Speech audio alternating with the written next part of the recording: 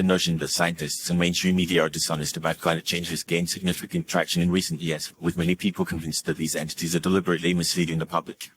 While it is essential to acknowledge that there may be instances of misinformation or bias, it is crucial to examine the underlying reasons behind this perceived dishonesty.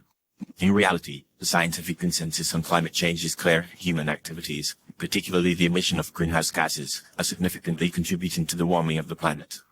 One reason why some people believe scientists and the media are lying about climate change is the complexity of the issue itself. Climate change is a multifaceted problem that involves various disciplines, including atmospheric science, oceanography, and geology. The sheer amount of data and research on the topic can be overwhelming, making it challenging for non-experts to understand the nuances of the issue. This complexity can lead to misunderstandings and misinterpretations, which can be exacerbated by the media's tendency to simplify or sensationalize scientific findings. Another factor contributing to the perception of dishonesty is the influence of special interest groups and lobbyists. Many organizations, particularly those with ties to the fossil fuel industry, have a vested interest in downplaying the severity of climate change or casting doubt on the scientific consensus. These groups often use tactics such as cherry-picking data, misrepresenting scientific findings, or promoting fake experts to create the illusion of controversy. The media, in its pursuit of balanced reporting, may inadvertently amplify these voices, creating a false sense of debate within the scientific community. The 24-hour news cycle and the rise of social media have also played a significant role in the dissemination of misinformation about climate change. In the quest for clicks, views, and ratings, some media outlets may prioritize sensational or provocative stories over factual reporting. This can lead to the amplification of fringe voices or the promotion of conspiracy theories, which can further erode trust in the scientific community and the media.